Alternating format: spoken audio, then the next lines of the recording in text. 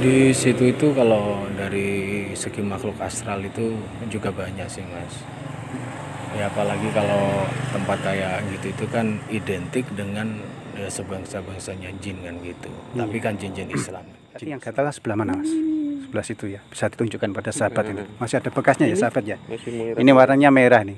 Warnanya merah banget ini. Ini gara-gara tadi gatal terus garuk gini terus nggak sembuh-sembuh gatalnya itu kayak apa ya di dalam gitu Mas gatalnya. Makanya kalau kita itu ke makam aulia ya kita itu yang pertama kita itu tujuannya mendoakan aja kan gitu. Jadi kalau kita tuh mendoakan kan nggak mempunyai niatan lain, insya Allah itu kan ya kita itu kan tujuannya kan fokus pada satu tujuan yaitu kan Allah kan gitu. Kalau kita itu minta pada yang sudah meninggal itu kan keliru kan. Fi qalbin Mas, di dalam hati. Jadinya kalau di dalam hati itu benar-benar bisa fokus dan benar-benar kita itu bisa tumak nina lah istilahnya kayak gitu. Yang lain itu dalam arti mungkin makhluk astra yang lain apa banyak yang berzikir di sini.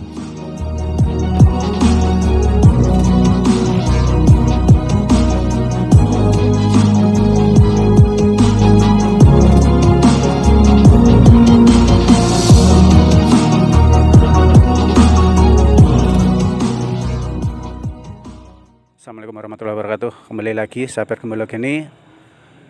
Kita barusan tawasulan di dalam tadi di makam Kanjeng Jimat.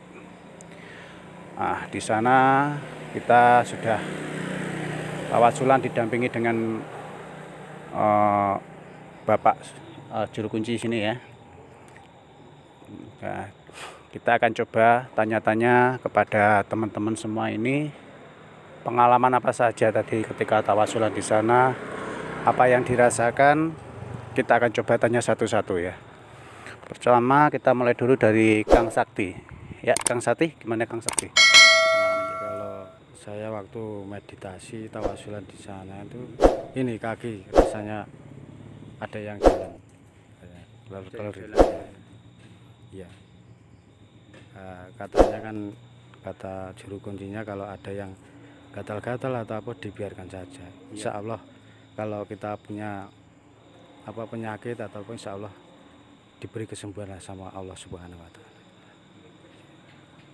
Jadi kalau Mas Diki tadi merasakan di situ itu ada dari kakinya itu seperti ada yang jalan-jalan gitu, seperti ada kayak apa Mas di dalam kulit gitu ya, dalam kulit itu ada yang kayak yang jalan gitu.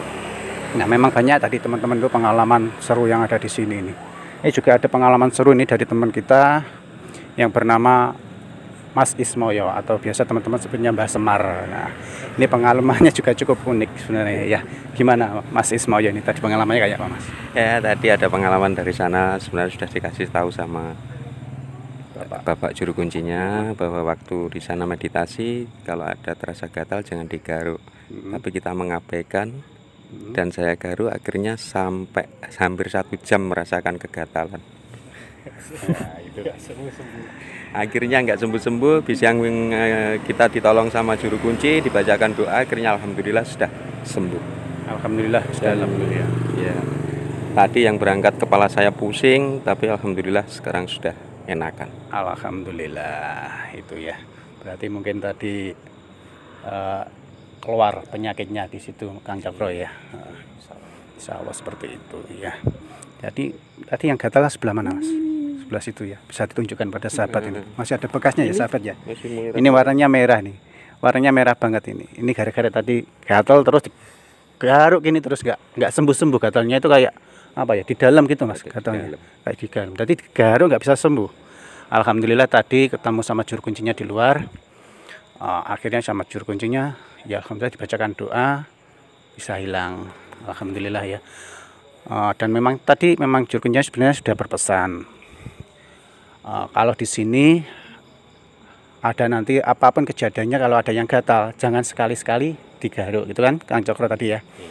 Nanti kalau mau nggaruk di luar di luar lokasi. Dan bilang katanya juru kuncinya ini di sini ini dari anggota apa ada yang sakit kan gitu. Ada yang sakit, salah satu anggota apa ada yang sakit. Dan tadi seperti siapa Mas yang jawab sakit tadi?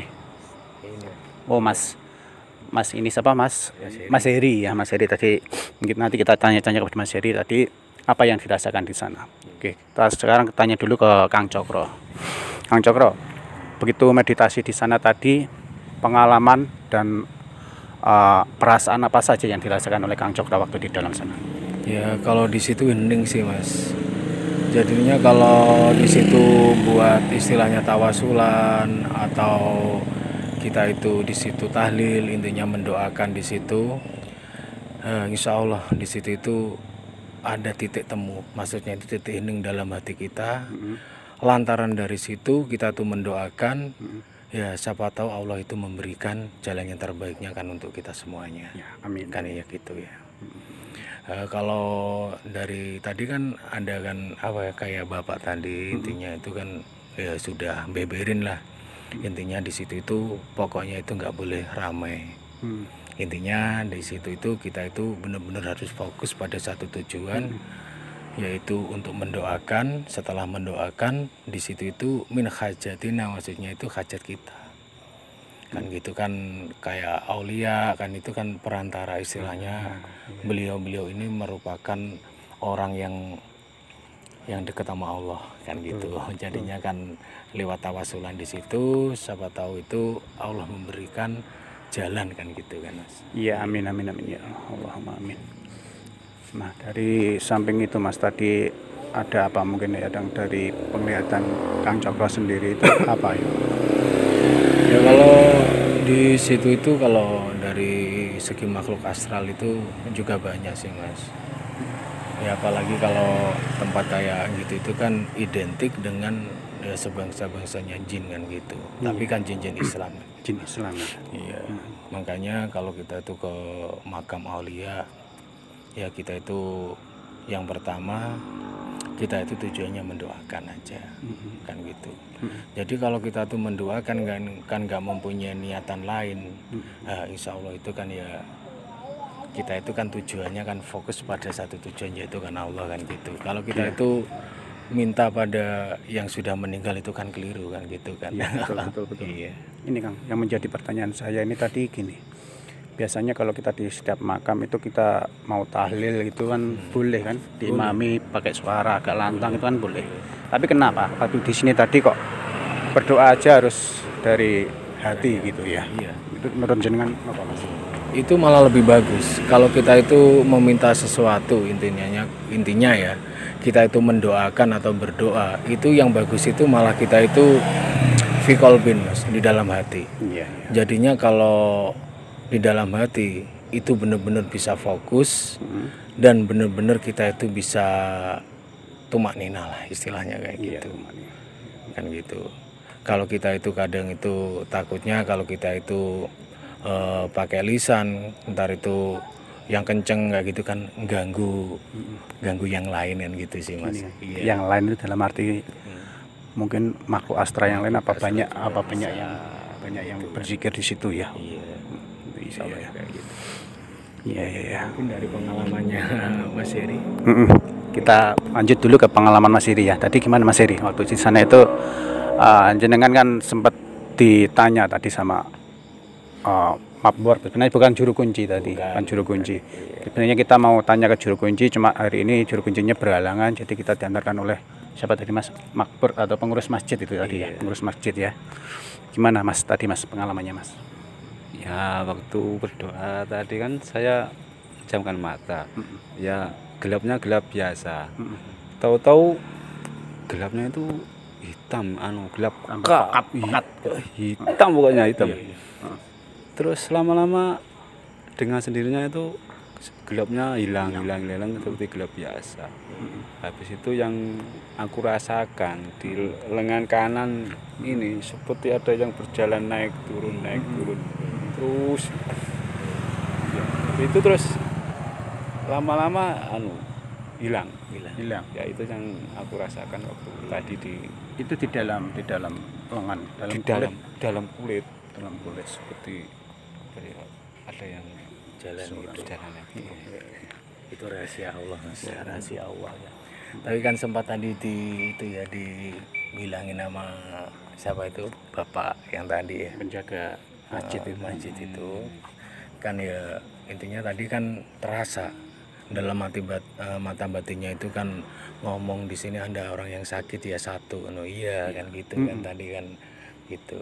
Ya siapa tahu kan doa bareng-bareng di situ, ntar itu didoakan beliau juga. Semoga apa penyakitnya itu sama Allah diangkat gitu ya kan, bisa sembuh selamanya kan gitu. Itu kan istilahnya barokahnya kan kayak gitu. Iya, betul.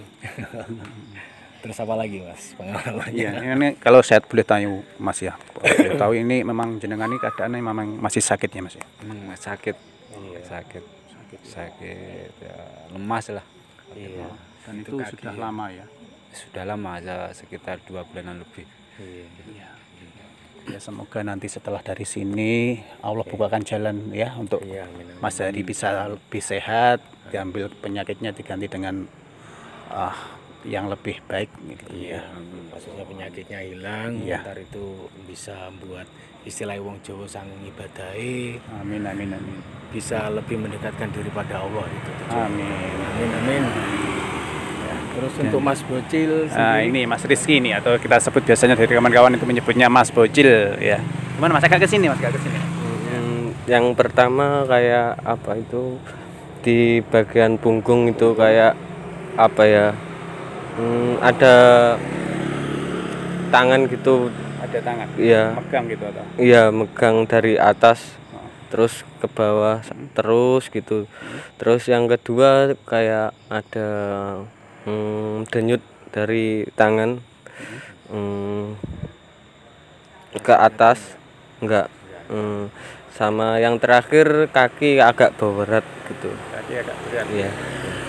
Ya, itu yang pengalaman dari saya. Itu gimana kalau Mas coba menilai itu kayak apa Mas? ya itu mungkin dari situ itu kan apa ya sejenisnya penyakit kan gitu. Penyakit itu kan ada yang dinamakan penyakit kelihatan atau penyakit yang nggak kelihatan.